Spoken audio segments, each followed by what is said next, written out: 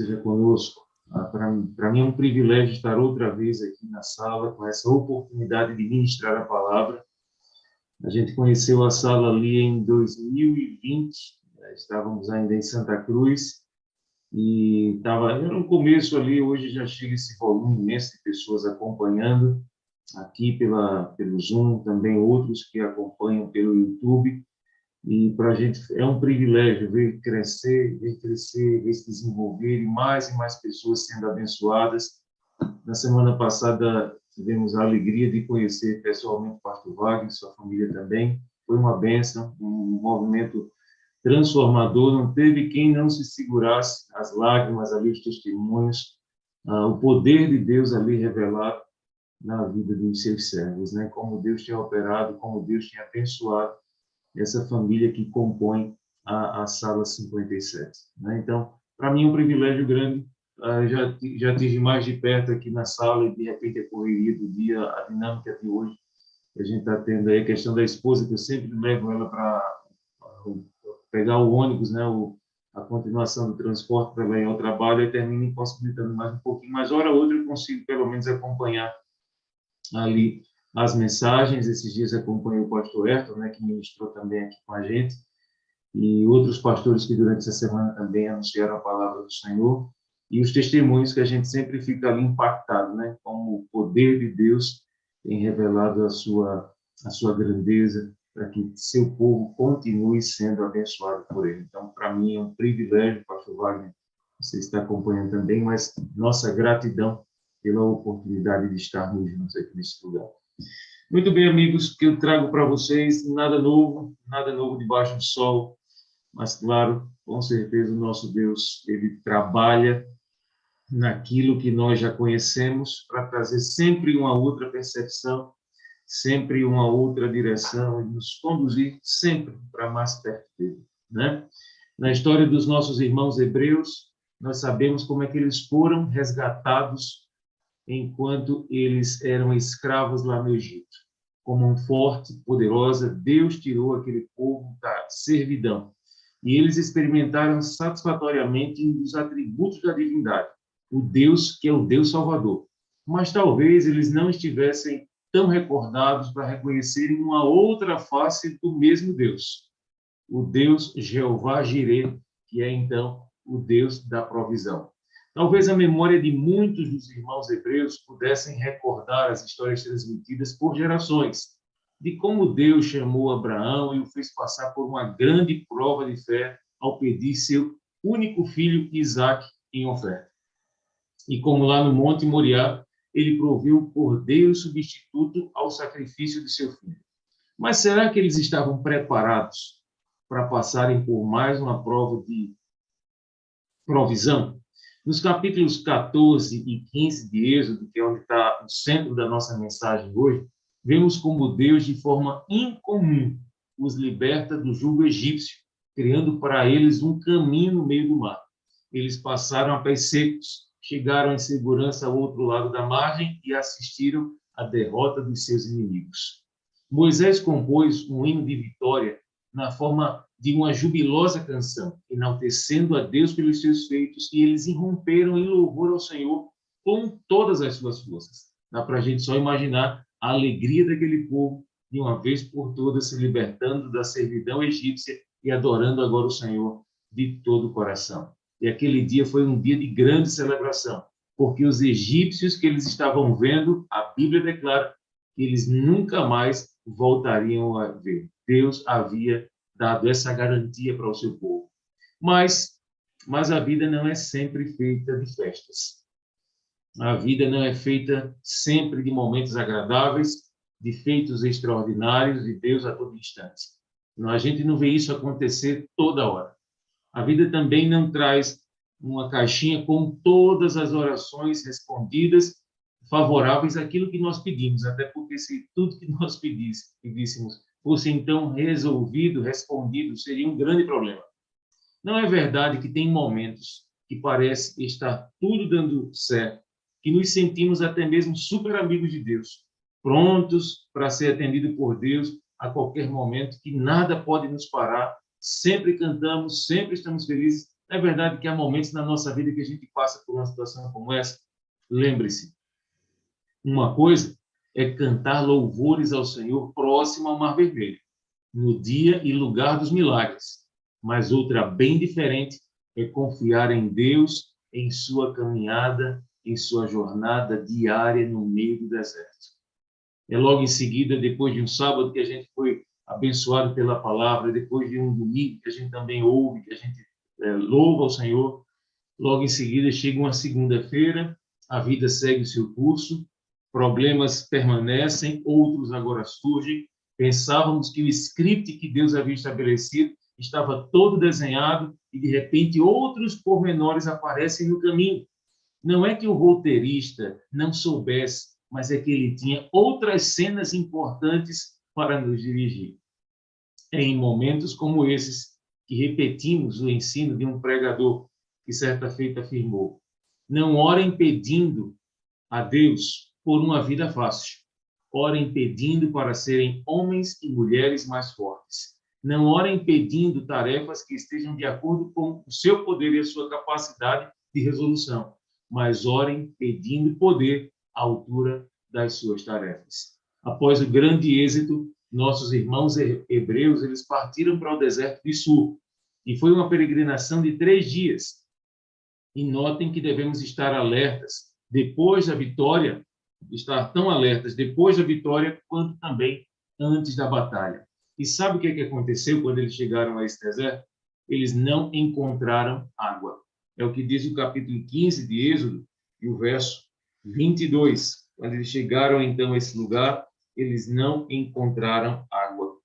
Fez Moisés partir Israel do Mar Vermelho e saíram para o deserto de Sur. Caminharam 3 dias no deserto e não encontraram água. O suprimento que eles haviam trazido do Egito agora estava se acabando. E agora ecoa uma pergunta aos ouvidos de Moisés. E a pergunta era: o que havemos de beber? A maior prioridade na mente dos israelitas não era como agradar a Deus, mas o que haveremos de comer, o que haveremos de beber. De acordo com Jesus, essas perguntas revelam um coração ansioso e não é a realidade de um coração que confia. E isso pode levar a todos os tipos de problemas. Percebe quando Jesus fala a respeito daqueles que não confiam no seu poder? Ele diz: olha, quem está interessado nisso são aqueles, os ímpios, que não confiam totalmente na autoridade e no poder de Deus. Mas vamos analisar um pouquinho mais sobre essa história. Moisés acabou de sair do Egito com uma população de aproximadamente 2 milhões de ex-escravos. Embora fossem ex-escravos, ainda assim pensavam como se estivessem escravos na ativa. Estavam tão familiarizados com os costumes lá do Egito, já sabiam de tudo, já estavam totalmente habituados onde encontrar água, onde encontrar comida, tudo tranquilinho. Os hábitos egípcios já os deixaram conformados com a vida de um escravo. Deus os havia estabelecido para serem cabeça e não cauda, e eles estavam contentes com o pão e com a carne que o Egito oferecia. Eles chegaram então à região de Mara.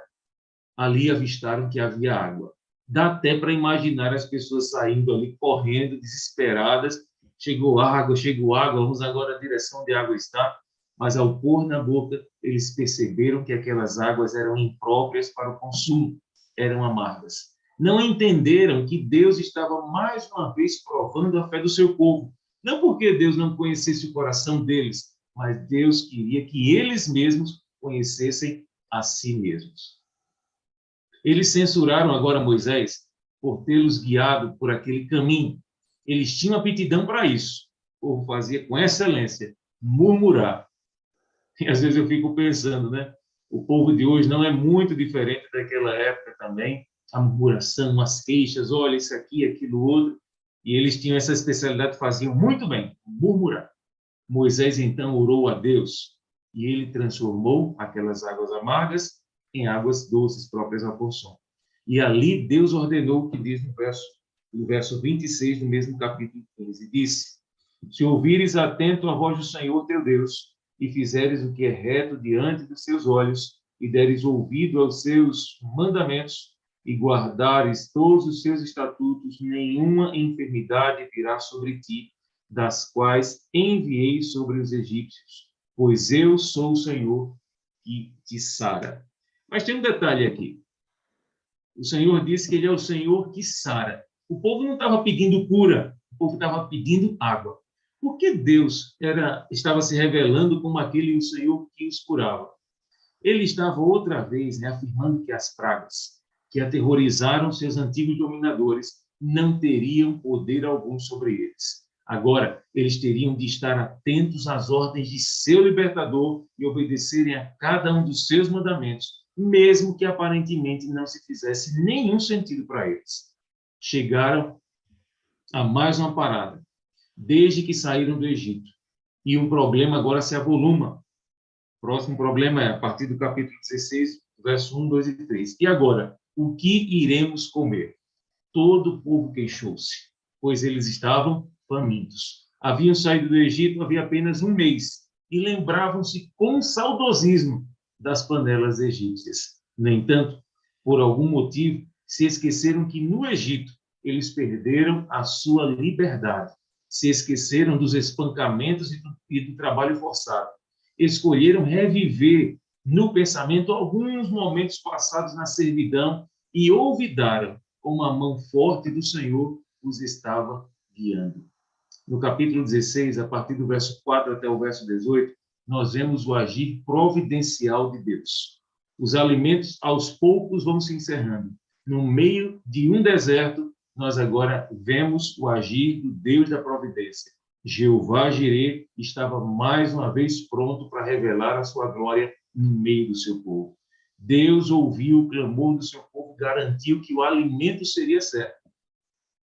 Pela manhã, eles receberiam o pão dos céus e à tarde teriam carne para comer. Em nossa jornada como peregrinos nesta terra, nesta vida, vivemos, irmãos, de promessas e nós não vivemos de explicações.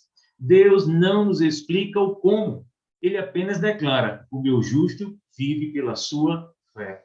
As explicações não saram corações quebrantados, mas as promessas sim, pois estas dependem da fé e a fé nos coloca em contato direto com a graça de Deus.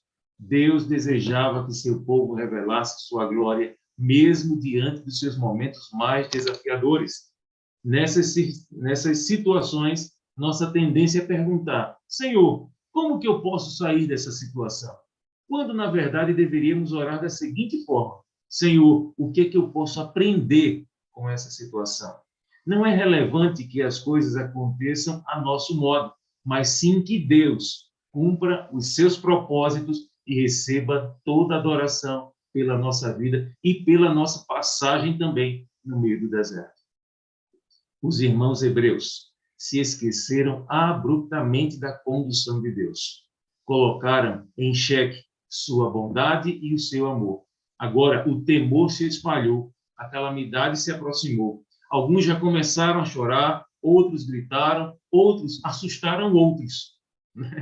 Isso é interessante, porque alguns terminam mesmo assustando outros, quando nem ele mesmo está confiando no poder de Deus, termina compartilhando seus medos com outros, e às vezes compartilha a sua desconfiança com a liderança, compartilha os seus problemas com outros, em lugar de resolver, avoluma ainda mais a situação. De repente, o povo que saiu afoitamente do Egito se vê agora confundido e desesperado. Mas Deus, irmãos, ele sempre cumpre as suas promessas. Na mesma tarde, eles receberam as codornizes e na manhã seguinte eles viram o pão dos anjos sobre os seus acampamentos. Deus preparou uma mesa no deserto e dividiu com seu povo o maná. O maná os alimentou por 40 anos, até que eles então entraram na terra prometida. Semanalmente, o povo testemunhava um tríplice milagre. Uma dobrada quantidade de maná que caía no sexto dia, o primeiro milagre, nada caía no sétimo, e a porção necessária para o sábado conservava-se fresca e pura. Enquanto qualquer quantidade que se deixava de um dia para o outro, em outra ocasião, ela se tornava, então, imprópria para o consumo. O que a gente pode aprender com isso? Não temais. Essa é uma das expressões mais recorrentes nas Escrituras Sagradas. Deus deseja, irmãos, mostrar no nosso vale, no nosso deserto. Deus deseja mostrar a sua autoridade diante daquilo que nos atemoriza, para que a fé seja ampliada. Situações difíceis são necessárias que venham a acontecer.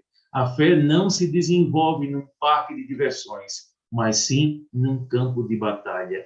Jeová Jireh, ele é o grande provedor. No seu currículo, ele não conhece escassez. Não há nada que o assombre ou o tire da compostura. E, simultaneamente, ele sabe das nossas limitações e se compadece de cada um de seus filhos. Mas, sabe, quando é que o nosso Deus ele se revela como o grande Jeová Jireh? Sabe quando? Quando a nossa abundância se esgota. Como é que ele irá prover se parece que nós estamos tão abastados? É nesse momento que ele quebra o orgulho dos altivos e mostra quem está no controle da situação. É aí que ele faz o impossível. É nessa hora que ele traz a providência para o meio do deserto. Quando a incerteza rouba a nossa perspectiva do futuro, rouba a nossa paz, ou quando a sensação de intranquilidade do presente nos causa pavor, é nesse instante que Deus se apresenta como o grande Jeová Jireh. É no caos humano que ele vê e realiza as oportunidades divinas. Diante de um câncer, diante de um laudo perturbador, diante da escassez, diante da perseguição familiar, diante de um cenário quando os filhos, pessoas queridas, entram no mundo das drogas, da bebida, quando um acidente vitima uma pessoa querida da nossa casa, quando o fantasma do desemprego assola a nossa família, nos assombra, talvez façamos as mesmas perguntas. Meu Deus, como será daqui para frente? Ou até mesmo tão específicas como o povo de Israel fez. O que havemos de comer ou o que havemos de beber? É tudo isso que precisamos nos lembrar.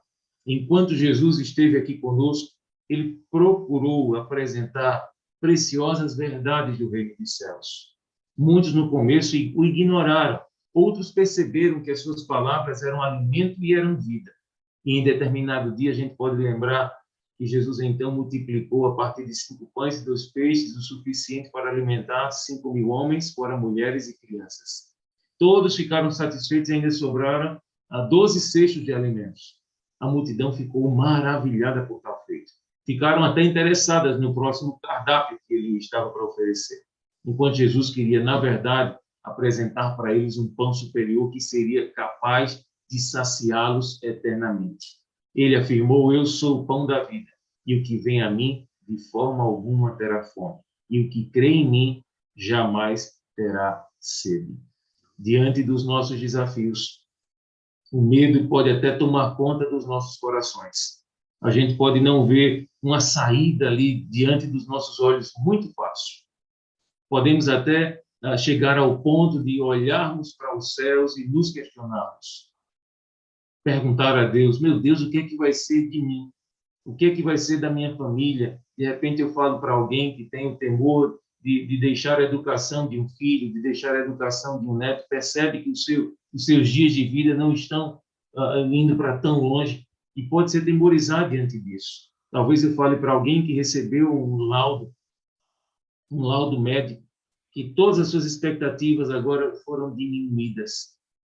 Diante de uma situação dessa, a gente pode olhar para os céus e perguntar: meu Deus, como que eu vou sair disso? Como que eu vou sair desse cenário? Como que eu vou sair dessa situação? O que eu posso dizer nessa manhã, em nome de Jesus, é que o Senhor já nos disse há tanto tempo atrás: não se atemorize, coração aflito. Aquiete-se e saiba que o Senhor é Deus. Ele é Deus soberano. Ele não lança, não permite nenhuma prova além do que a gente consegue ter de escape.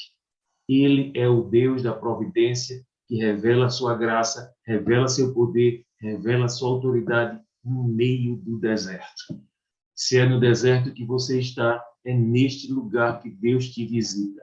É neste lugar que o Senhor te transforma. É neste lugar que Ele faz você imergir no Espírito para ter uma vida abundante. Ele mesmo declara também em sua palavra em Jeremias capítulo 29, verso 11, eu é que sei que pensamentos tenho ao vosso respeito, pensamentos de paz e não de mal. Ele sabe, meu irmão e minha irmã, o crisol que você tem enfrentado, a batalha que você tem se machucado, mas tem lutado. Ele sabe os momentos das suas lágrimas e do seu choro. Ele sabe as noites mal dormidas que você tem enfrentado. E o que ele garante para a gente é que e lembre-se que eu cuido de você. Jamais esqueça que Deus quer prover para você não é simplesmente apenas um pão material. Ele sabe que disso também nós precisamos. O que ele mais deseja é colocar na minha e na tua mente é o alimento espiritual que é para toda a eternidade. Seu Filho Jesus Cristo e a sua palavra, esse é o desejo que Deus deseja colocar em nossa mente e coração. Há um pão superior que pode encher a nossa alma de esperança.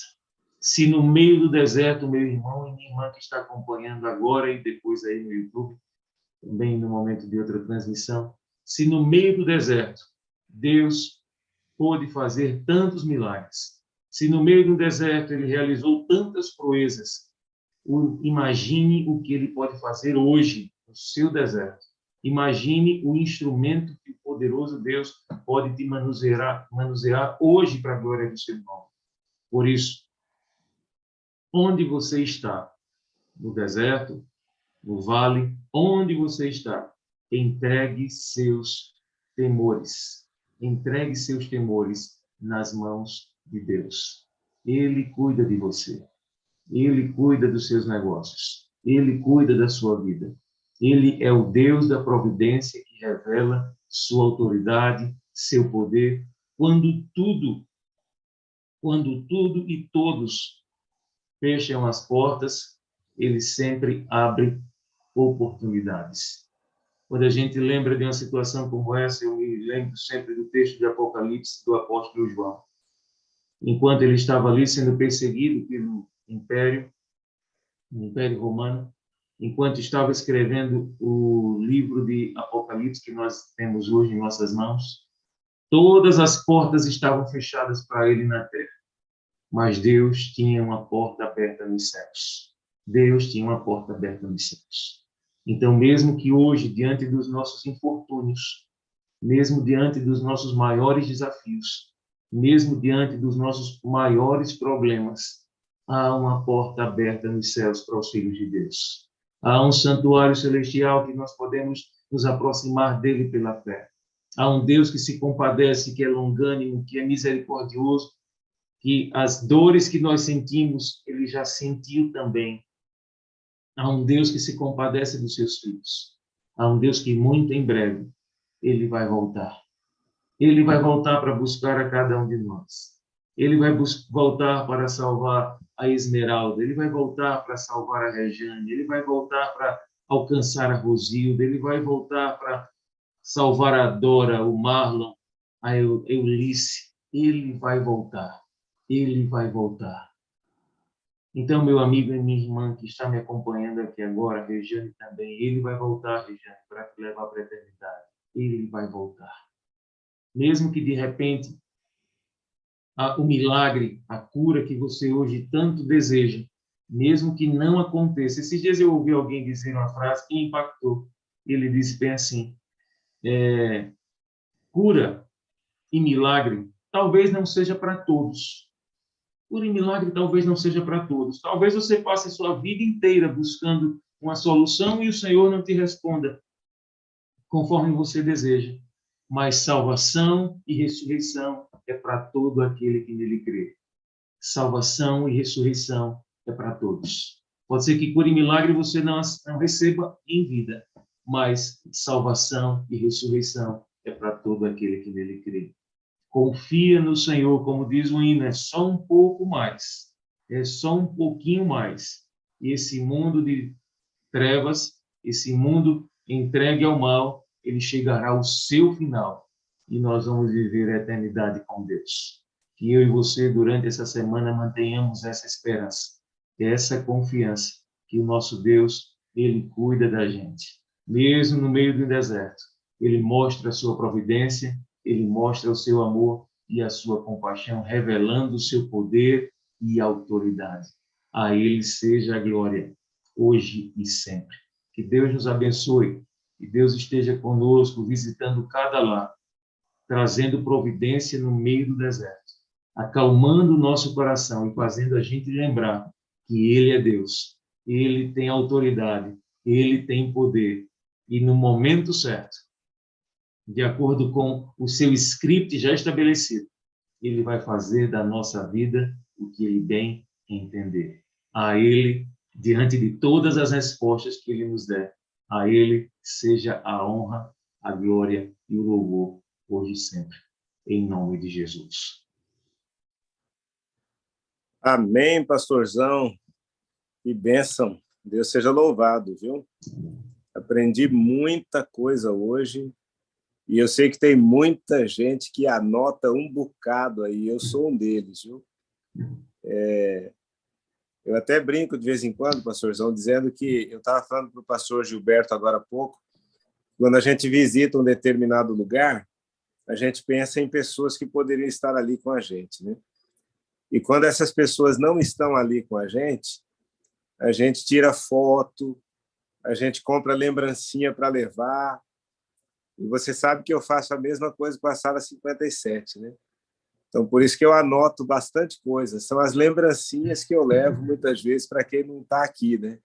Eu tenho certeza que tem muita gente aí que vai fotografando nesse passeio espiritual que a gente faz, né? Pegando uma lembrancinha aqui, lembrando de para quem vai levar. E hoje eu vou levar várias lembranças desse encontro, como, por exemplo, de que nós não devemos orar a Deus pedindo uma vida fácil, né? Mas pedindo o quê? Poder. Pedindo poder. Eu aprendi também que nós não vivemos de promessas. Aliás, de que nós Não vivemos de vivemos de explicação. promessas. Isso. E não de Não vivemos de explicações. explicação. Isso mesmo. Rapaz, essa foi a máxima de hoje para mim, né? Que nós vivemos de promessas e não de explicações. E tem um monte de gente aí, por exemplo, ó, e Clay colocou lá, deixa eu ver aqui, que passa rápido o negócio. A fé não se desenvolve num parque de diversão, mas sim num Um campo de campo de batalha. batalha. Olha, essa lembrancinha é ótima para a gente levar, hein? Eu fico pensando lembrancinhas para poder levar para o povo, para aqueles que não estão aqui. E é uma bênção, a gente agradece. E você deu uma dica para a gente aí de música também, né? Para a gente Só um pouco mais. ouvir e cantar aqui. Eu estava aqui pensando qual a música. Pensei até naquela Cuidei de Você, que era ótima. Mas aí Legal, depois, legal no também. final, aí, eu até passei aqui para o Gabriel. Passei, Gabriel, tá aí a dica, ó. É só um pouco Só um mais. pouco mais. E eu imagino que nós vamos conseguir ouvir aqui. Vamos ver, o Gabriel é ninja, né? Você sabe que o Gabriel... Agora é Gabriel é contigo, ninja. Gabriel. Vamos lá, vamos ver se Pastor o Gabriel Ronildo, aqui consegue. mencionar que o pastor Ronildo está aqui na sala também, amigo aqui da gente na cidade, trabalha aqui na mesma cidade, aqui em Caruaru, aqui na sala também, ele colocou, pastor, bom te ver na sala 57, pastor Bruno. Abraço, pastor Ronildo, Deus seja contigo também. O Tamo Ronildo. junto. Maravilha. Tá na É isso aí, agulha. pastor. Oi. Já tá na agulha, meu pastor. Opa, pode aplicar então aí. É só um pouco mais. É isso que nos mantém aí firme nas promessas de Jesus, mesmo que não tenhamos explicação. Vamos ouvir então, depois do hino, o pastor pode orar conosco, tá bom, pastor Bruno?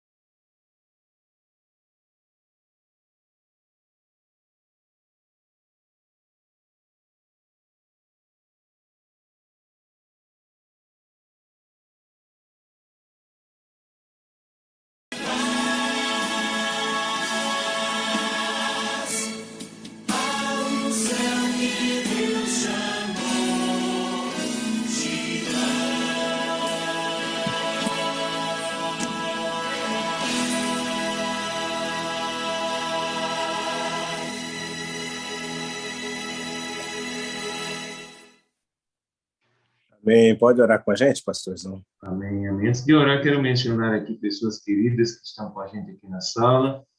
Escreveram mensagem aqui para mim já no WhatsApp. A irmã Selma Sobral, um grande amigo, ovelhinho também da gente lá em Petrolina. A irmã Neide já vou mencionar um pouquinho mais. A irmã Valdilene, que está aqui, do atual distrito aqui em Caruaru. A irmã Alcione, que também está acompanhando. O pastor Gilberto é de casa do coração da gente também. A irmã Neide escreveu para mim o seguinte: pastor, já passei por situações difíceis assim, mas Deus proveu em todas elas. Amém. Glória a Deus, o nosso Pai poderoso. Bendito seja o nome do Senhor pelo seu cuidado com cada um dos seus filhos, com cada um dos seus filhos. Ele prometeu, ele vai cumprir, ele vai cumprir. Ele é o Deus que liberta, que cura, é o Deus da providência. Ele é o Jeová Jireh, é o Deus no meio do deserto que age para libertar e salvar os seus filhos. Vamos orar a ele, então? Vamos orar a ele, então? Pai Celestial, que privilégio esse que tenho e que temos de estarmos na Tua presença nesse primeiro dia da semana.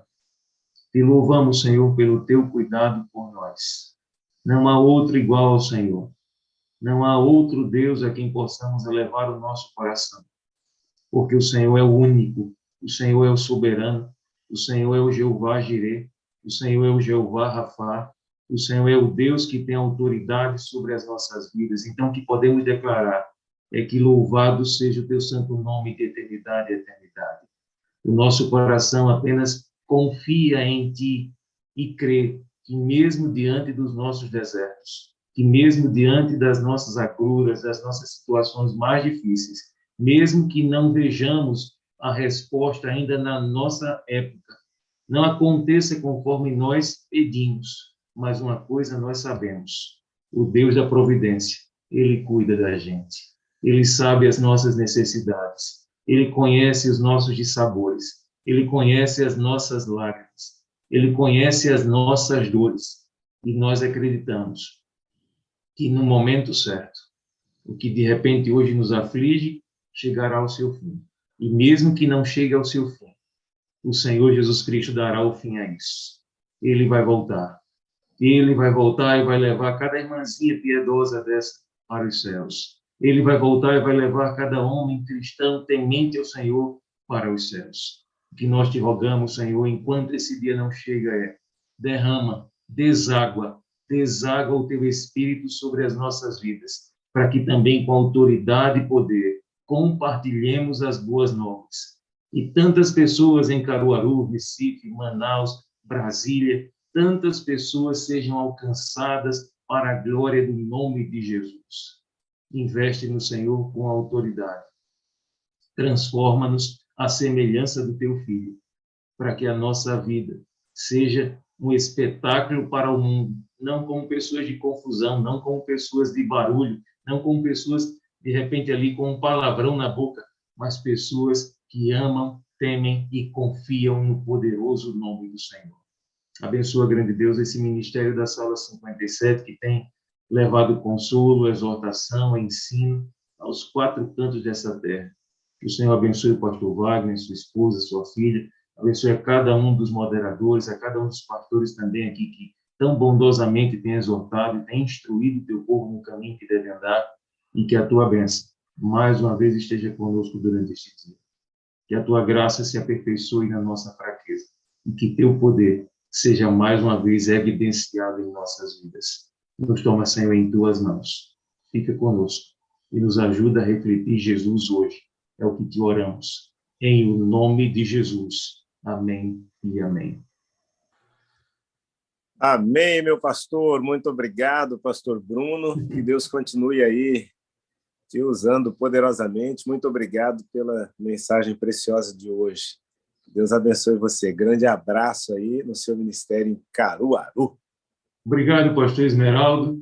Deus abençoe também. Seja contigo aí, com a tua família, os teus desafios, com cada um dos nossos irmãos que estão acompanhando a sala hoje e continuam sempre louvando e adorando o nome do Senhor nas primeiras horas de cada dia. Um abraço para cada um de Maravilha. vocês. Deixa eu te falar uma coisinha antes aqui, rapaz. Diga. Não é possível. Não, eu acho que eu Mas, estou sentindo falta dessa fala, viu? Peraí, deixa eu ver se essa vez pois pode é, falar. já estamos aqui do caminho para o final, né? Eu te amo, meu pastor. Preciso de você para ser feliz. Você é a parte visível de Deus e eu creio mais em Deus porque você existe. Amém, Eita pastor glória. Geraldo. Amém. Também o amo, hein? E preciso do Senhor para ser feliz. Você é a parte visível de Deus e eu creio mais em Deus porque o pastor Esmeraldo Alcântara existe para a glória do Senhor. Para a glória do Amém. Senhor. Louvado seja o nome do Senhor. Grande abraço, pastorzão. Tamo juntos, tamo juntos. Muito bem. Eu vou mencionar aqui antes do... Deixa eu ver aqui. Opa, vinheta. Manda aí, Gabriel.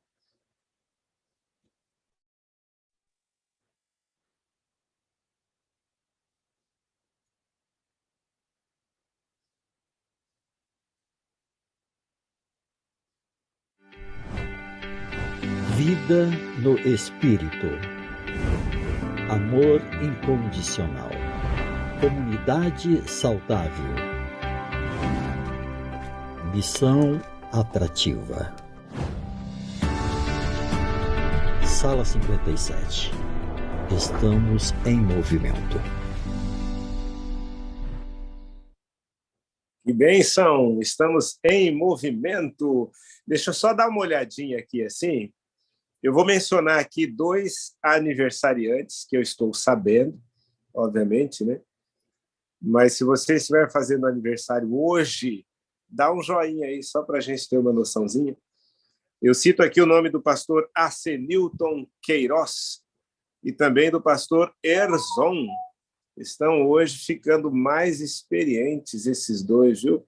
Pastor Acenilton e pastor Erzon. Tem mais alguém aí fazendo aniversário hoje? Dá um joinha. Ah, a Rejane levantou a mãozinha, é sinal que está fazendo aniversário hoje. Feliz aniversário. Deixa eu ver quem mais aí. Otaviana. Eita. Deixa eu ver aqui, que eu vou vendo as mãozinhas aqui. Quando levantar a mão, eu só vi essa. Eu estou com os meus recursos limitados hoje. Ah, o pastor Carlos Nascimento também está de aniversário hoje. Parabéns, meu amigo. Muitos anos de vida aí, viu? Que Deus abençoe. A Rejane já agradeceu aqui e louvou o nome do Senhor pelo aniversário. Que bênção, né? Tem pouca gente fazendo aniversário na sala hoje aqui. Pelo menos poucos se manifestaram, né? Mas um feliz aniversário para todos os aniversariantes de hoje e que Deus abençoe. Quero convidar aqui para o testemunho de hoje, um testemunho poderoso de evangelismo e de superação. Quero convidar aqui a nossa querida irmã Rosilda Pantoja. Rosilda Pantoja. Aliás, eu descobri que os Pantoja estão quase dominando o Pará. Né, Rosilda? Chama a Rosilda aí para a gente. Rosilda, vamos conhecer um pouquinho a história de superação dessa filha de Deus, a irmã Rosilda, e também o testemunho dela de evangelização, de envolvimento na missão. Estou vendo aqui, a Rosilda fechou a câmera. Abre sua câmera aí para a gente, Rosilda, e também o seu microfone. Rosilda Pantoja. O microfone está aberto, pode falar, fechou de novo. Opa, agora abriu a imagem, mudou de lugar, ficou mais visível. Olha que bênção, põe ela na tela aí para a gente. Gabriel, tá o Bruno Sandes ainda por enquanto. Não estou ouvindo nada falar. Abaixa o microfone não, a tela do celular um pouquinho, só para a gente te ver melhor. Eu não estou ouvindo. Você não está me ouvindo? Eu não estou ouvindo ele. Não está me ouvindo aí, Rosilda? Não. Eita, chama o Kendall aí, pede ajuda para os universitários. Deixa eu ver aqui, você não está me ouvindo. Meu microfone está aberto, eu estou te ouvindo. Agora deu microfonia. Tem 2 aparelhos abertos aí próximo, então acaba dando uma microfoniazinha ali. A menina acordou cedo aí, hein, Odilon? Olha aí, tá na sala 57 desde cedo. Que bênção. Olha que princesinha. Estou escutando bem baixinho aqui. Tá me ouvindo baixinho, Rosilda? Pode falar. Estou ouvindo, pastor. Opa, agora sim, eu estou te ouvindo, você está me ouvindo, eu estou te vendo e você está me vendo também. Rosilda, você tá falando de onde, Rosilda? Eu estou falando aqui da casa do meu filho, aqui em Belém. Você está em Belém hoje e nós tivemos a oportunidade de nos encontrarmos ontem, né? Para onde nós vamos, nós encontramos gente da sala 57. Aliás, encontramos gente da sala 57 e de outros lugares também, porque quando eu cheguei no aeroporto aqui em Belém do Pará, tinha um cortejo de desbravadores, todos uniformizados ali, e eu falei assim, nossa, que bênção, prepararam uma surpresa para mim. Mas aí depois eu fui ver, a surpresa era para o pessoal da Novo Tempo. Está tendo uma caravana da Novo Tempo aqui, ó. Mas eu me infiltrei ali e fiz parte dessa caravana também. Tive a alegria de ouvir ontem a irmã Darleide pregando, né? Você está em Belém, nós conversamos ontem, está na casa do filho, mas você mora onde mesmo, Rosilda? Eu moro numa cidade próxima a Belém, em Tomé-Açu, a 300 quilômetros aqui da capital. Eu gostei do próximo a Belém, né? 300 quilômetros. Isso é que tá pior que Mineiro, né? É logo ali, né? 300 quilômetros, Tomé-Açu. Rosilda, fala um pouquinho para a gente dos seus pais, especialmente do seu pai, né? Eu sou assim, eu aprecio demais a história dos nossos pioneiros, né? E gosto de ler livros que contam as histórias daqueles missionários que vieram aqui para o Brasil, que trabalharam, que evangelizaram. E parece que tem uma pessoa especial aí, um grande missionário que faz parte da história da vida da sua família. Conta para a gente como que a sua família conheceu o Evangelho e por quem o seu pai, especialmente, foi batizado e outros membros da família. Meu pai, quando ele era jovem ainda, na idade de 18, 19 anos, ele participou de uma série de conferências aqui em Belém, feita pelo pastor Léo Helliver. Léo Haluel. Haluel. A pronúncia é muito complicada. E ele participou dessa série de conferências. Ele ainda não era casado com a minha mãe. Então, eles foram, os dois participaram, né, jovens e namorados, então eles participaram dessa série de conferências, toda noite. Ele disse que foi praticamente um mês, eles iam para a igreja lá, uma igrejinha aqui, na época estava iniciando a igreja de São Brás, no bairro de São Brás, em Belém. Então, ele participou dessa série de conferências. E no final da série, eles se batizaram, solteiros ainda. Depois eles casaram. E possivelmente o pastor Léo que os batizou, né? Foi. Que bênção. E a partir daí, eles se casaram, tiveram quantos filhos, foram instruídos. Como que foi essa instrução religiosa dos pais para vocês como filhos? Qual o exemplo deles nessa vida, nessa jornada, né, cristã e na vida espiritual? Meu pai, quando ele casou, eles tiveram 5 filhos. Eu sou a filha do meio, né? Teve meu irmão e mais dois homens e 3 mulheres. Mas eu lembro, a minha lembrança, a minha infância, é de um pai muito comprometido com o Evangelho, com o cristianismo, com a missão, com a educação espiritual dos filhos. Não abria mão dos cultos familiares, o altar da família, que ele dizia, de manhã e pela tarde. Eu lembro que ele tinha um cantinho, um espaço que ele levava todos nós para fazer os cultos, né, matutinos e vespertinos.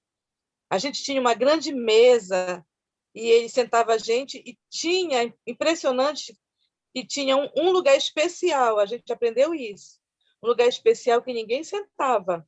Ele dizia, esse aqui é do Senhor Jesus, ninguém sente, como Jesus estivesse lá, né? Como estava, mas era o lugar dele. Não sente aqui que é o lugar do Senhor Jesus.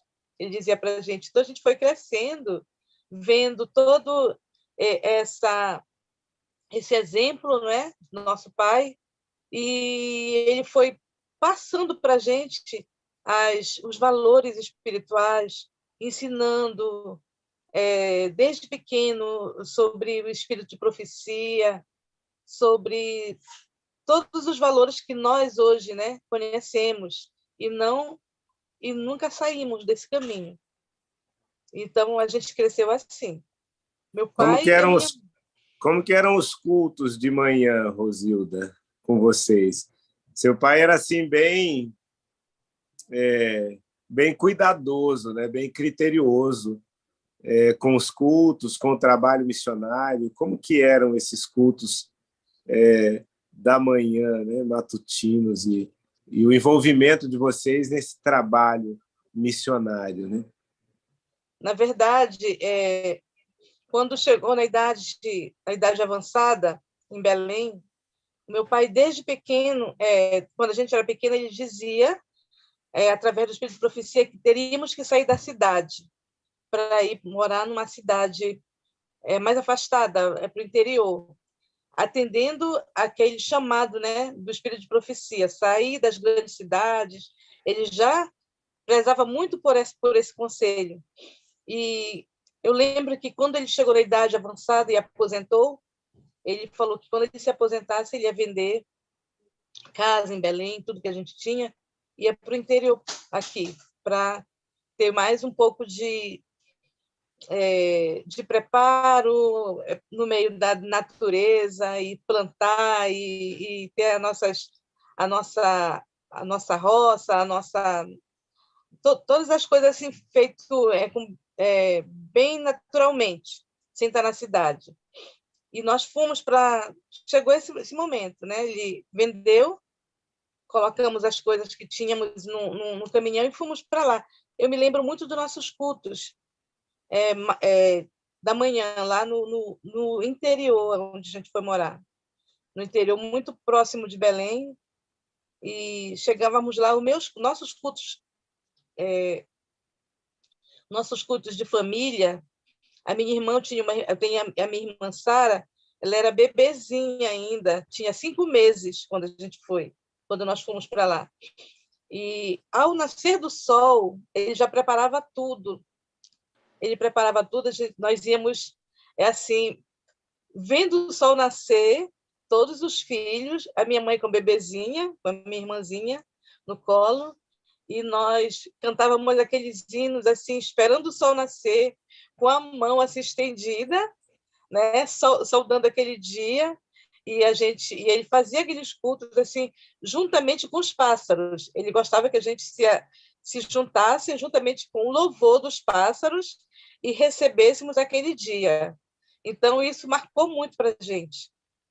Nossos irmãos todos, né, meus irmãos, e eu tinha na idade mais ou menos de uns 8 ou 9 anos, e a minha mãe com a bebezinha no colo, e a gente, assim, com a mãozinha estendida, esperando o sol nascer. Era muito cedo. E nós fazíamos aqueles cultos, aprendíamos todos os dias. Ele tinha um salmo da Bíblia que ensinava para a gente. E isso foi ficando, né? Foi marcando. E nós, hoje, tudo que eu sei, todas as coisas que eu sei decorada na mente, foi naquela época que eu aprendi. E todos nós, como irmãos. Que bênção, né? Depois ele teve alguns problemas de saúde, teve que voltar para a cidade também. Aí vocês cresceram, né? Você pode falar. Ele precisou voltar, porque meu pai ele não tinha muito costume de trabalhar na terra. de trabalhar no pesado, de plantar, de cortar madeira e tal para fazer a roça. Ele não tinha muito costume, ele era um homem de cidade, então isso impactou muito, né, a saúde dele. Ele teve um problema muito sério de coluna, não conseguia praticamente se mover e tudo, e depois ele teve que voltar para a cidade para fazer tratamento. E meus irmãos ainda não davam conta de levar avante o trabalho, e a minha mãe, como também não tinha, não era uma mulher assim de roça, uma mulher da terra, ela era mais da cidade, ela não deu conta de ficar com a gente lá. Então, o que ela fez? Arrumou toda a família, deixamos o sítio, voltamos para a cidade para acompanhar o nosso pai no tratamento. E aí a nossa vida foi muito complicada. Nós não tínhamos mais a casa para morar, né? A casa que a gente tivemos que vender. Deixamos tudo lá no interior e voltamos a morar na casa de família da nossa tia, meus irmãos, o meu pai doente. Ficou aquela família assim meio desestruturada, até os meninos crescerem mais e eles tiveram que ajudar no orçamento, e a gente foi sobrevivendo assim até todo mundo crescer, né, um pouquinho, e cada um precisou fazer alguma coisa para a gente. Cada um tomou o seu rumo, né, como a gente costuma dizer, né? Você teve um casamento, né, com quem você teve 3 filhos, né? Eu vou até citar o nome deles aqui, deixa eu ver aqui. É o Kendall, é tudo com K, né? É o Kendall, o Cássio, a Cassia e o Keno. E o Kenio. Eita, uma hora eu aprendo. Kendall, Cassia e Kenio. E a vida deu umas reviravoltas, né? Nós não vamos entrar nesses detalhes, né? Embora sua mãe tenha dado todas as advertências, né, de que você, quem sabe, não devesse se casar, né, com essa pessoa que não era da mesma fé, né? Mas a insistência ali da juventude, né, fez com que você casasse. Tive uma experiência com coisas positivas e algumas nem tão positivas, né? Mas finalmente esse relacionamento foi rompido, e a partir desse momento, então, você passou a assumir 100% das rédeas da família, né? Na criação dos filhos. E eu sei que você tem um grande exemplo de superação, né? Como é que foi a partir desse momento aí criar os filhos? Vocês então se mudaram para essa cidade, Tomé-Açu, de lá os filhos. Conta um pouquinho para a gente dessa jornada, né? Sozinha, cuidando de 3 filhos. Como que Deus encaminhou tudo isso, né? Como que Ele organizou, que pessoas Ele colocou no seu caminho? Quando eu cheguei na cidade de Tomé-Açu, eu já tinha ido lá passear com minha família, com meus filhos, e eu achei uma cidade muito tranquila, muito pacata, muito calma, uma cidade mais apropriada para criar, né, meus filhos naquele momento que eu estava passando. Então, eu me arrumei, nós nos organizamos, com a ajuda da minha irmã, eu cheguei lá na cidade. Quando eu cheguei na cidade, eu não tinha onde ficar. Fiquei na casa de uma irmã que morava lá, com meus 3 filhos, e eu tive que fazer alguma coisa para... Eu tinha deixado de estudar, eu tinha parado de estudar, eu parei no primeiro magistério na época, e eu encerrei por conta dos meus filhos, eu não tive mais condições de estudar e nem trabalhar. E aí a gente foi para Tomé-Açu. Quando eu cheguei lá em Tomé-Açu, na cidade onde eu moro hoje, eu tive que trabalhar, fazer lanche, fazer alguma coisa para poder eles sobreviverem, né? Pagar aluguel. E depois, quando a gente estava numa situação meio complicada, Deus veio na hora certa, no momento que a minha irmã foi transferida para o Iatai, e o seu esposo, a sua família, foram para o Iatai, para o colégio interno, e lá ela me fez o convite para que meus filhos fossem estudar lá. E eu agradeci muito a Deus pela oportunidade e eles foram para o colégio. Foram para o colégio, para o internato. Para E quem aí eles não, para ficaram quem lá no não internato. conhece, Rosilda, só assim, tem gente que não conhece. IATAI. O que significa IATAI? Eita, Instituto agora pegou, hein? Instituto Adventista Instituto Adventista da Transamazônica Agroindustrial. Olha aí, ó, os universitários ajudaram aí, né? Instituto Adventista Transamazônica Agroindustrial, que é um colégio adventista, próximo ao internato. Altamira. Oi? Próximo ao Altamira. Próximo a Altamira, no Pará. Pode continuar. Eles foram para o colégio e eu fiquei. Pode falar. Aí eu fiquei no colégio, fiquei em Tomiaçu trabalhando. Os filhos foram para o colégio, você ficou sozinha lá, né? E eu, como tinha o primeiro magistério, eu tinha vontade de ser professora, eu fiz uma escolinha particular na minha casa, de educação infantil. E fiquei trabalhando, mas muito simples, solitária, muito só, muito triste, e tive um princípio de depressão, porque eu estava sozinha sem meus filhos, né? Então, um dia minha irmã ligou para mim e perguntou se eu não queria ir para o colégio também. E aí eu, prontamente, era isso que eu precisava. E eu fui, nesse momento, fui para o colégio, cheguei lá, consegui... Você foi para o internato? Eu fui para o internato. Cheguei Quantos lá anos na época? Para estudar de novo.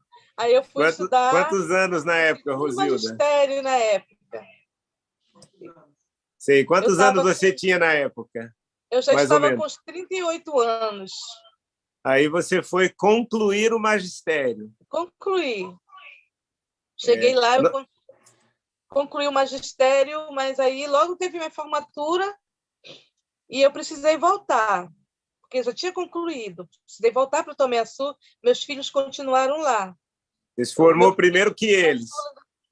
Meu filho caçula ainda estava fazendo o fundamental e os outros o médio, o ensino médio. E eu tive que voltar. E voltei, passei um tempo dando andamento na minha escola particular de educação infantil. Já tinha muitos alunos matriculados na minha escolinha e era uma escola muito boa, as pessoas gostavam do meu trabalho. Mas aí, quando foi um determinado momento, o meu cunhado, o Luca, ele ligou para mim dizendo que eu não queria voltar para o colégio como funcionária. Aí era só o que eu estava precisando, trabalhar, né, ficar perto dos meus filhos. Aí eu voltei de novo para o colégio como funcionária. Fui trabalhar na coordenação lá do refeitório. Do restaurante. E deixou a escolinha funcionando lá em Tomiaçu. Funcionando com a minha amiga, que trabalhava comigo. E ela segurou, ela disse, não, pode ir, que eu fico aqui e você vai tranquila. Mas todo o tempo eu estava em contato.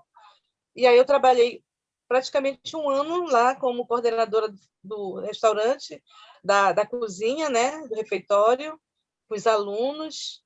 E para mim foi um privilégio muito grande ter trabalhado naquela época no Iatai, no colégio, no internato. Até hoje as pessoas me encontram aí na rua ainda, né, quando eu venho na cidade, e lembram de mim, lembro das pizzas que comiam, lembro das coisas que a gente fazia lá. Então, foi assim um privilégio muito grande. Então, eu já estava superando aquela fase, né, difícil que eu passei. Aí eu voltei, eu precisei voltar para Tomiaçu, porque eu disse assim, não, eu vou continuar com o meu trabalho, que a minha escola está boa, e é um trabalho meu. E aí eu voltei, pedi demissão e voltei para Tomiaçu e dei andamento na minha escola. E aí eu estava trabalhando bem, meus filhos voltaram, também se formaram, voltaram e foram fazer cursinho para vestibular, foram morar um pouco em Macapá, juntamente com os pais dele, com o pai que morava lá. E eu fiquei em Tomiaçu. Depois, não teve mais como eu continuar com a minha escola por conta da saúde, de problema de saúde. E eu que era a pessoa que precisava estar à frente da escola, não podia deixar. Então, aí eu fui falando para os pais automaticamente para matricular em outra escola que eu ia fazer um tratamento de saúde, uma situação complicada. Então, eu tive que parar com a escola e fiz o tratamento de saúde. Foi nesse momento que eu já estava operada e tudo, aí eu recebi um convite da prefeitura de Tomé Açu para trabalhar na escola adventista. Aí eu já tinha fechado a minha escola e voltei, comecei a trabalhar na escola adventista de Tomé Açu, como funcionária pública agora. Interessante, Rosilda.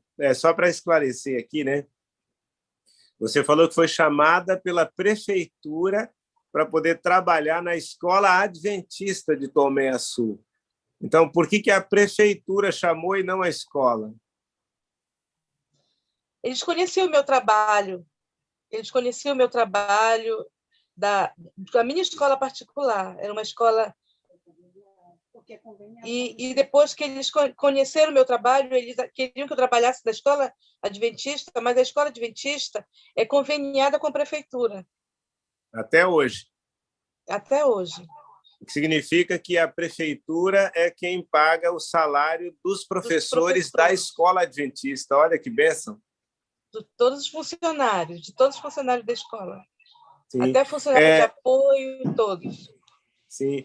Lá na escola, na sua escola, só voltar um pouquinho, lá na sua escola, parece que você teve lá algum probleminha ainda, e a partir desse probleminha você conheceu uma outra pessoa que foi com quem você se casou depois, né? Como é que foi isso? Quando eu cheguei, eu pagava aluguel de prédio para minha escola particular, foi quando eu comprei um terreno e eu disse, eu vou construir um prédio, a própria escola, a minha escola, meu prédio próprio. E aí o meu irmão foi meu construtor. Meu irmão foi para lá e começou a trabalhar na construção desse prédio, da minha escola. Quando ele foi marcar a área, ele passou do limite do terreno, e aí foi quando eu fui notificada pela prefeitura. E o fiscal da prefeitura foi lá e notificou e disse que eu estava irregular, que eles iam cancelar minha obra. E aí eu questionei muito. Eu disse que eu precisava trabalhar. Meu trabalho era aquele. E eu não podia mudar nada, porque já estava praticamente pronta a minha escola. Então, pronta assim, a marcação para iniciar, e eu não queria mudar. E ele disse, não se preocupe, que eu vou lhe ajudar. Aí eu fiquei muito grata, eu vou lhe ajudar. Eu sei que você está só nessa situação. E aí começou a me ajudar. Ele falou, o que você precisa para a sua obra? E eu precisava de aterro, de muita coisa, e ele foi trazendo. Depois eu fui descobrir que ele era o fiscal da prefeitura, ele trabalhava com arquitetura e é fiscal de obras. Então, a pessoa exatamente que eu precisava para me ajudar lá no meu trabalho. E essa situação foi se alongando, e eu já estava separada há muito tempo, há 12 anos, e essa pessoa hoje em dia é meu marido. A senhora não subornou o fiscal, mas casou com ele, né? Nós casamos, e ele também era divorciado, então nós fizemos acabamos ficando, né? Ele falou assim, um dia eu vou terminar tudo isso aqui, vou embora e vou agradecer porque eu lhe ajudei, mas até hoje, né, a gente está... Deus abençoe que eu consegui ter minha vida, relacionamento novamente, né? Antes de nós entrarmos nessa fase do evangelismo, né, que é um ponto que eu gostaria de destacar no seu testemunho, né, eu queria só destacar ainda desta parte a superação, né? Você foi fazer magistério, completar o curso de magistério com mais de 20 anos, sozinha, cuidando dos filhos, pela graça e o poder de Deus. Você superou tudo isso, criou os filhos, mandou para o internato, fundou uma escola de filosofia adventista, orientou muita gente, mas chegou um momento, eu sou da área do magistério também, e eu me lembro que a educação estabeleceu um limite, né, para aqueles que tinham magistério, obrigatoriamente teriam que fazer pedagogia, né? Você passou por isso também, né? E com quantos anos você foi fazer pedagogia e depois ainda cursos de especialização? Quando eu estava na minha escola particular, na escola de educação infantil, eu achava que não era necessário fazer uma pedagogia, porque eu tinha muita experiência com educação infantil, com criança, então eu achava que não era necessário, não tinha necessidade nenhuma. E não tinha muita cobrança. Mas quando eu fui trabalhar na escola pública, aí a cobrança começou a chegar. Eu precisava me qualificar, precisava ter um curso superior. E eu não sabia como fazer. Eu já tinha dispensado há muito tempo atrás esse curso superior, já estava com mais de 50 anos, estava com 53 anos. E aí, como é que eu vou fazer para fazer um curso superior? Eu consegui entrar, depois de tanto esforço, eu consegui entrar na faculdade, na Federal, pela UFPA. Eu fui fazer a faculdade na Federal, isso para mim foi um sonho muito grande. Eu Isso com entrei em algumas faculdades 53 particulares anos. e não consegui, porque eram faculdades assim, que não tinha muito crédito. E aí eu saí, eu entrei com 53 anos na Faculdade Federal. 53 anos. 53, já chegando nos 54 anos.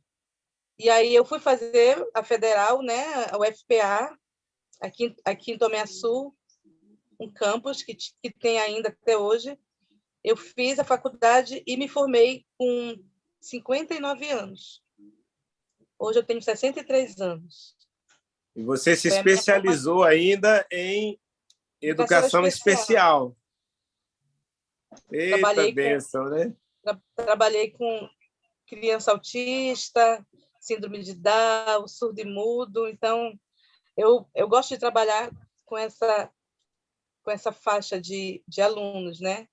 Eu vejo assim, Rosilda, a mão de Deus, né? A lição da Escola Sabatina hoje falou aí da parte humana também, né? Do esforço que nós precisamos fazer, nos colocando no caminho, né? E eu vejo isso como um exemplo de superação, né? Algumas pessoas, até que estão aqui nos assistindo, né? Às vezes são pessoas que não tiveram algumas oportunidades quando eram mais jovens, né? E às vezes ficam pensando, né? Agora já passou o tempo, agora já não dá mais, né? Mas nunca é tarde, né? Então, a gente vê aí você, né? Passando numa universidade federal, fazendo pedagogia, buscando especializações. Então, isso é fantástico. A mão de Deus ali conduzindo, dirigindo, e o mesmo, com certeza, pode acontecer com tantos outros, né, que estão aqui e que acham que é tarde, né? Mas nunca é tarde, né? Poderão ainda buscar realizar os seus sonhos, né? E, às vezes, algumas situações nos levam à busca, né? Lá, você estava satisfeito ali com o magistério, de certa forma, mas uma situação levou você a se movimentar, a se mexer, né? Porque a gente não pode ficar estagnada, né, na profissão. A gente ter que procurar mais conhecimento, e isso me cobrava muito. As crianças que vinham até a mim, eu precisava de conhecer mais para poder trabalhar com elas. Então, eu precisei me especializar mais. E eu trabalhei muito tempo com crianças autistas no meu trabalho lá. Eu tive um ano todo que eu trabalhei com autistas, e hoje eu ainda trabalho na sala de aula. Esse ano, 2022, eu voltei para a sala de aula, eu trabalhei a pandemia toda, né? Aí eu voltei, já me colocaram, eu era professora alfabetizadora, trabalhava com primeiro, segundo, terceiro ano. E hoje eu trabalho com criança de 5 anos. Eu voltei, para mim, sempre eu digo para a minha diretora da minha escola que foi um presente, né? Voltar de novo à educação infantil, que é a faixa que eu gosto de trabalhar. Muito bom. Vamos entrar agora numa parte, como eu disse, que eu gostaria de destacar, né? Que é o evangelismo. Você realizou um evangelismo especial numa região especial. o seu pai, já lá no passado, já tinha o sonho de sair da cidade, de morar num sítio, né? De certa forma, esse sonho ficou plantado também no seu coração, né? E aí Deus, de alguma forma, abriu essa oportunidade, né, para que vocês fossem morar num sítio.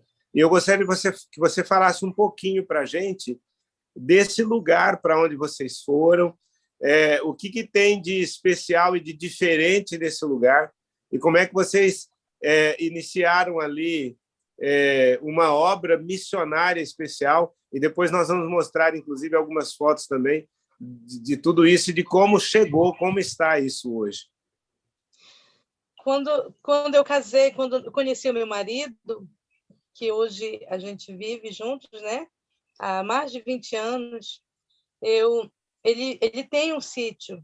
Vive e são casados, né? Importante. Somos casados.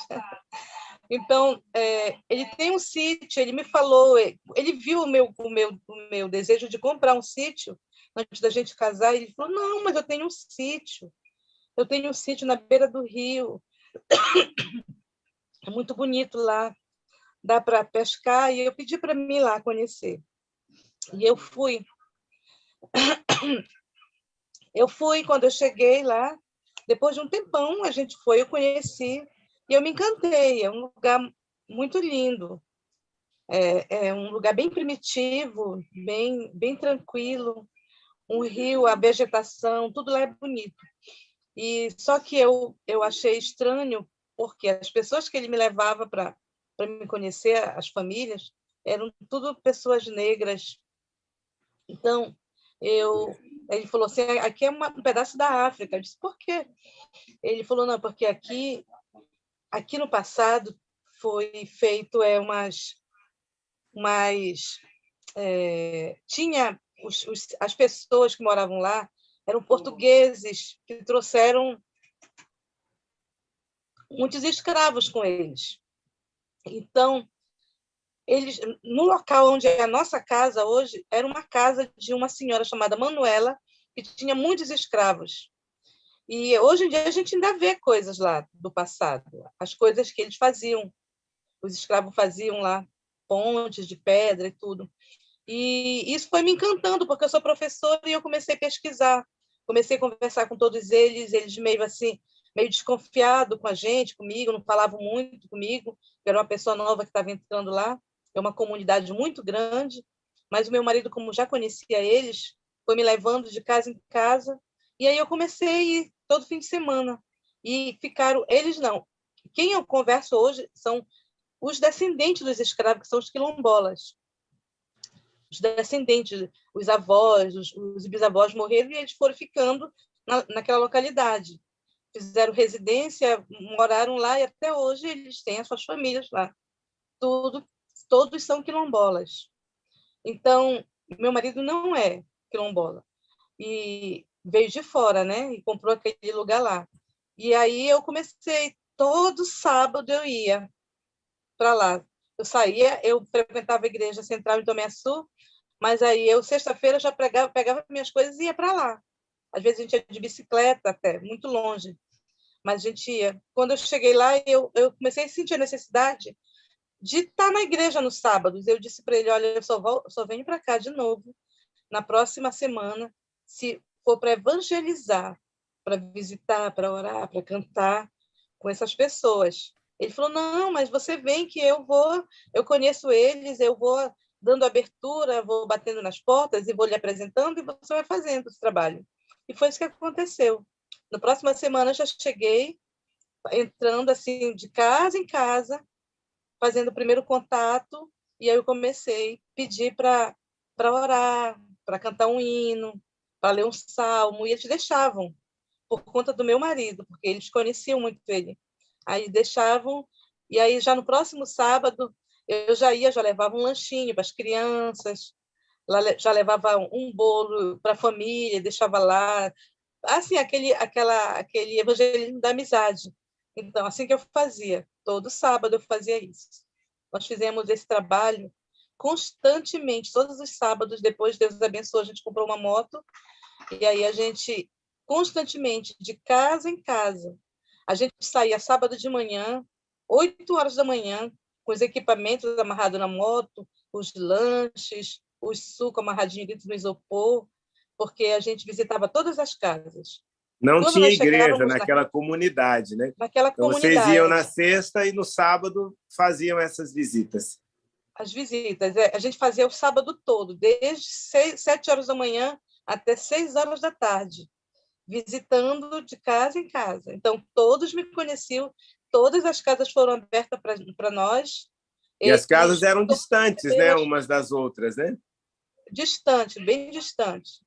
Todas recebiam nossas visitas.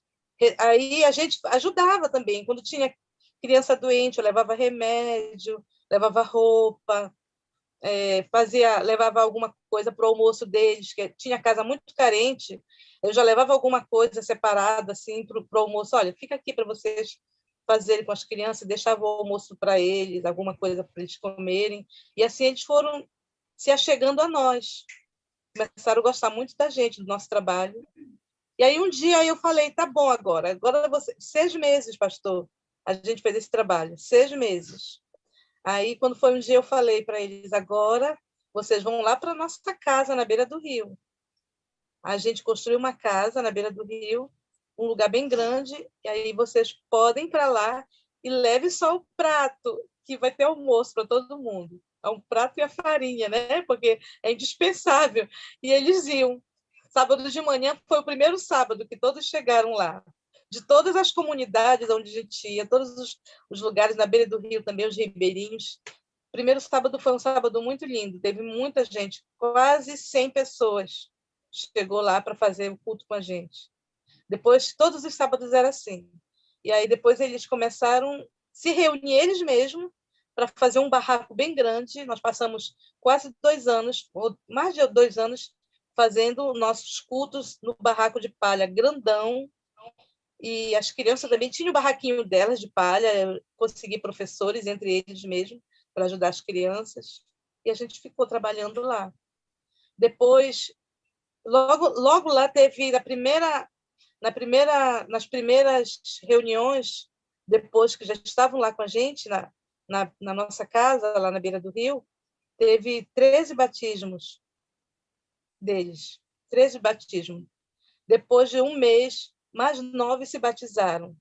A igrejinha foi formada lá na comunidade deles, uma igreja de madeira, já tinha 35 batizados. E aí, eles já, nessa igreja lá, eu mandei umas fotos. Eu não sei se eu vou pedir para o Gabriel se ele conseguir colocar as fotos, mas é assim, olha, eu fico impressionado como que a história da família, né, com a Igreja Adventista começou com um grande missionário, né? Pastor Léo Haluel, que veio de longe, que fez conferências, que evangelizou, e olha o alcance que isso tem, né?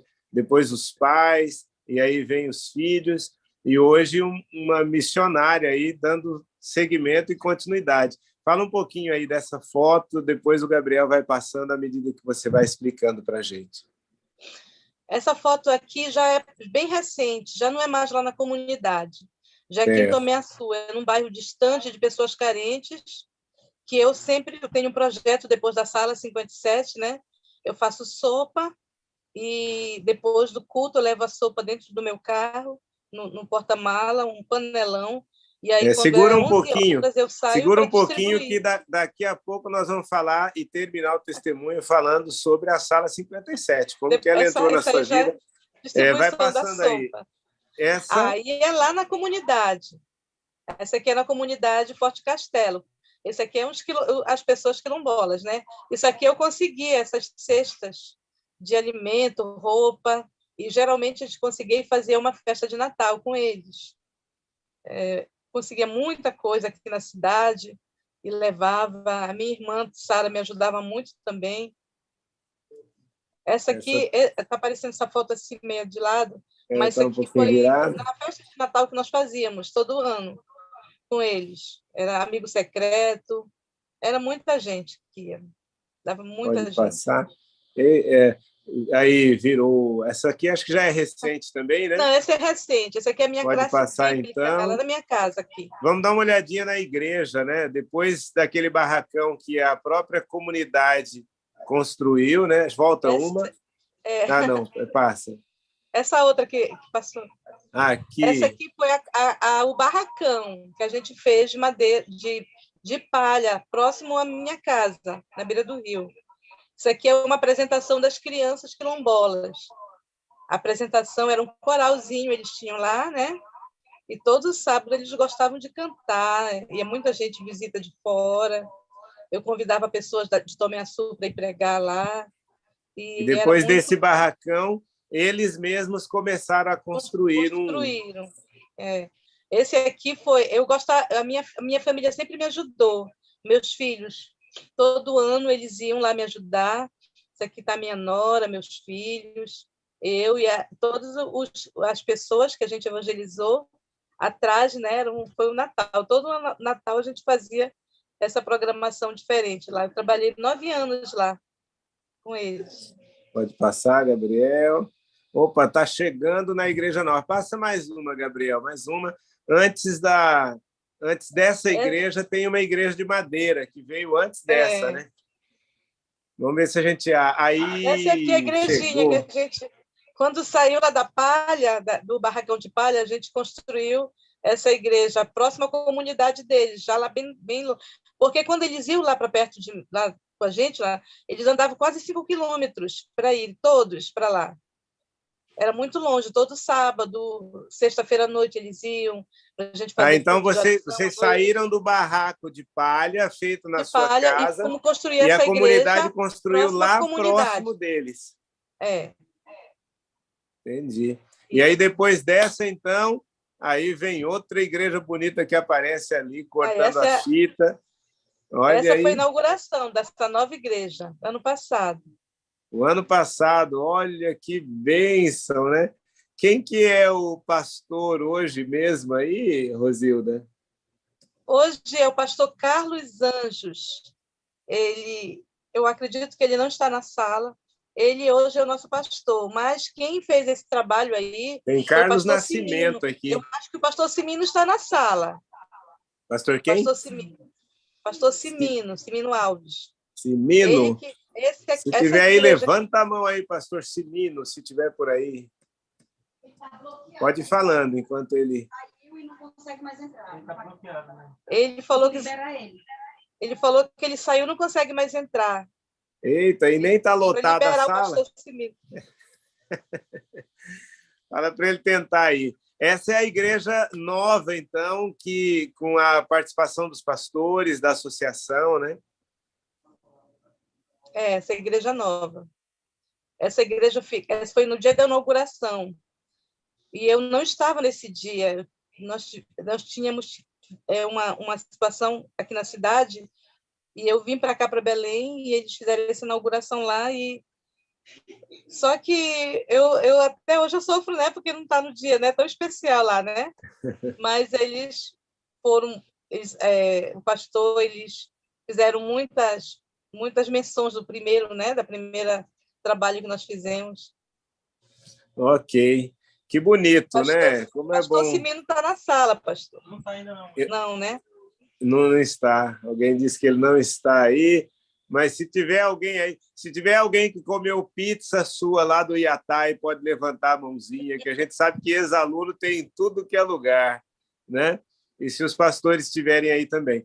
Mas olha, que bênção, né? Ver assim a mão de Deus, né, dirigindo sua vida e saber que ele está pronto para nos dirigir também, né? Nós vamos caminhar agora para o final desse testemunho, para nós orarmos, né? Fala só um pouquinho para a gente como é que foi sua entrada na sala, como é que você chegou aí na sala 57 e o que mudou, porque você já era missionária, né? Já era missionária, é adventista raiz, né? Lá dos pioneiros, e de repente a sala 57 aparece na sua vida. Como é que foi isso? Há quanto tempo? E o que mudou, então, desde então? Pastor, quando eu fui, eu tive um problema sério, eu esqueci de falar, nessas minhas viagens para o sítio, eu moro na cidade, ia para o sítio, eu ia de moto, eu tenho uma moto, e eu ia de moto e eu tive um acidente. Eu estava preparando justamente o povo lá para o Natal, para a cantata de Natal. Eu tive um acidente na estrada, eu caí, a moto caiu em cima da minha perna e eu quebrei a perna. E a minha perna fraturou. Eu passei muito tempo em casa, em Tomé Açu, sem poder andar, e essa minha perna me deu muito problema e eu fiquei muito parada em casa. Eu não o evangelismo eu não estava fazendo mais e isso me machucava muito, eu me deixava muito deprimida. Eu só andava às vezes de cadeira de rodas e tudo, e até melhorar e até começar a andar novamente. E aí eu fiquei muito parada e eu sofria por não estar podendo mais fazer nada. E aí o andamento lá da igreja já ficou na mão dos irmãos, né, que já eram líderes. E eu aqui em Tomé Açu fiquei muito quieta, muito paradinha. Então isso me machucava muito. Aí foi quando eu entrei na sala pelo meu cunhado Luca. Deixa eu Um só dia eles voltar um estavam pouquinho, Rosilda. Deixa eu só voltar um pouquinho. De alguma forma, esse evangelismo lá nessa comunidade quilombola, né? Deus à frente ali, né? Mas sempre teve algumas dificuldades. Você teve um irmão também, né? Que morreu indo para essa comunidade justamente para ajudar, para poder ajudar na construção. Foi uma perda muito grande, né? Meu irmão era meu braço direito nesse trabalho. Ele morava aqui em Belém, mas quase todo sábado ele estava lá na igreja. E ele levantou as mangas da camisa, né? E disse assim, eu vou trabalhar contigo. E me ajudou muito. E exatamente isso que estava acontecendo. Ele saiu daqui de Belém, do ECC, para a gente fazer o trabalho de final de ano lá, que era um trabalho muito grande que nós fazíamos. Ele estava com um carro cheio de material para levar, brinquedo que ele recolheu para as crianças e tudo. E quando ele chegou na estrada, já chegando em Tomé Açu, ele teve um AVC por conta de um grande susto. Ele tinha problema do coração. Ele era hipertenso. Teve uma blitz, uma blitz e pegaram ele para revistar o carro e ele ficou com medo e aí logo em seguida teve um AVC e faleceu.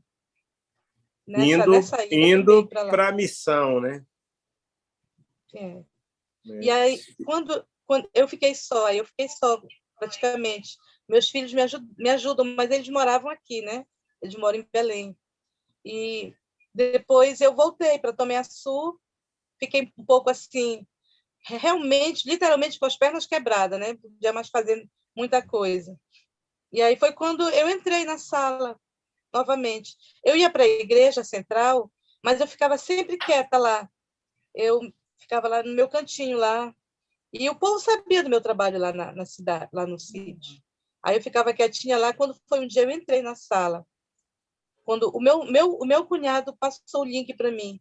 E eu abri a sala e desde o primeiro dia, pastor, eu não deixei mais de ver e tudo foi mudando na minha vida para me fazer o trabalho que eu poderia fazer também na cidade lá. E aí eu comecei a fazer esse trabalho de desaguar, né?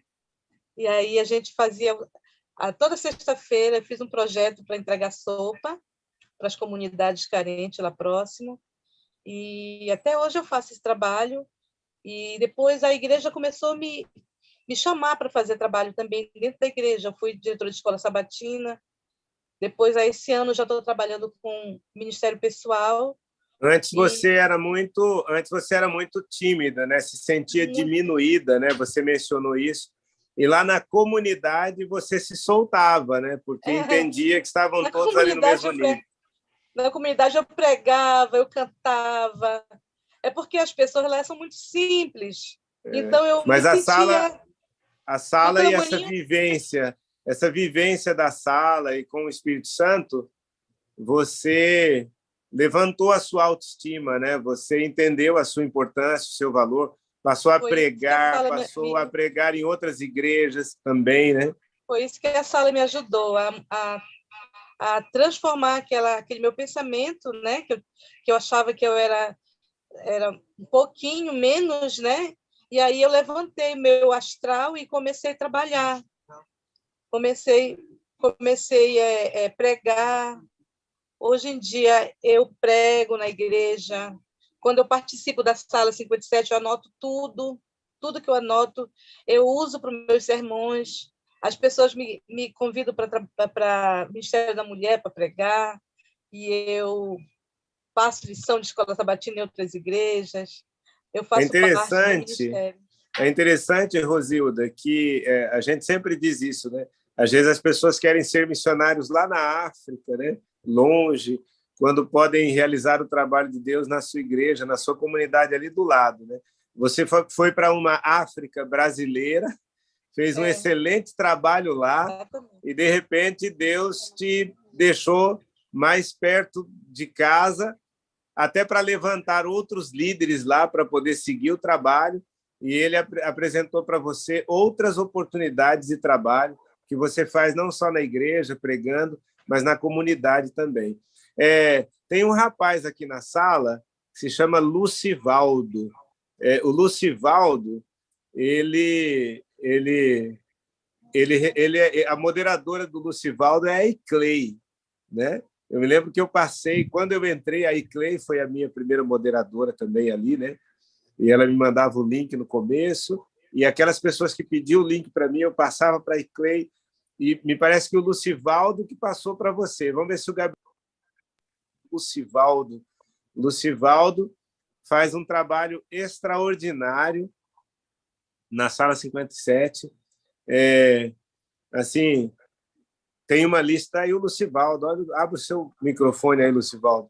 Fala um pouquinho para a gente aí, como é que foi, como que você chegou aí a enviar o link, quantos você tem na sua lista hoje, a importância, né, da gente estar enviando o link, né, para as pessoas. Bom dia, pastor Esmeraldo.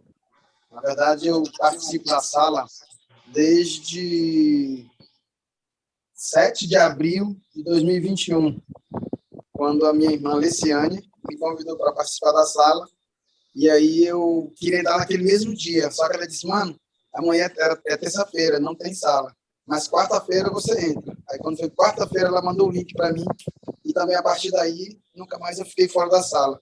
E aí eu tenho a minha lista de transmissão com 250 pessoas, e mais os 4 ou 5 grupos que eu tenho, da igreja, de trabalho, de ex-aluno, de Atá e do ENA.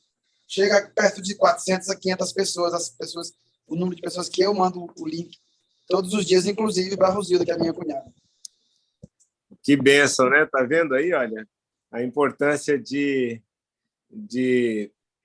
ter uma lista de transmissão, né, de divulgar, né, a Sala 57 e a mudança que ela tem feito na vida de tanta gente. Rosilda, essa sua história de superação, né, fazendo magistério, os filhos, eu sei que os filhos estão aí perto, né? Pelo menos 1 ou 2 filhos estão aí perto de você. Não sei se eles podem dar uma aparecidinha aí, falar um pouquinho sobre a mãe. Seu microfone está fechado, pode abrir aí de novo, né? Mas, assim, essa história de superação, né? Fazendo magistério já com certa idade. Quem é esse moço aí? Abre o microfone aí, meu filho. Tá fechado o microfone. Esse é o Kendall, né? Kendall. Esse menino aí foi para o internato, né? Foi um dos que você falou que foi para o internato, lá para o Iatai. O Lucivaldo, que mandou o link, é a pessoa que, na época, era tesoureiro lá no Iatai, né? Que abriu a porta lá, as portas, Deus movendo as peças e colocando pessoas nos lugares certos, né? E aí, Kendall, tudo bem? Tá fechado o microfone, Kendall.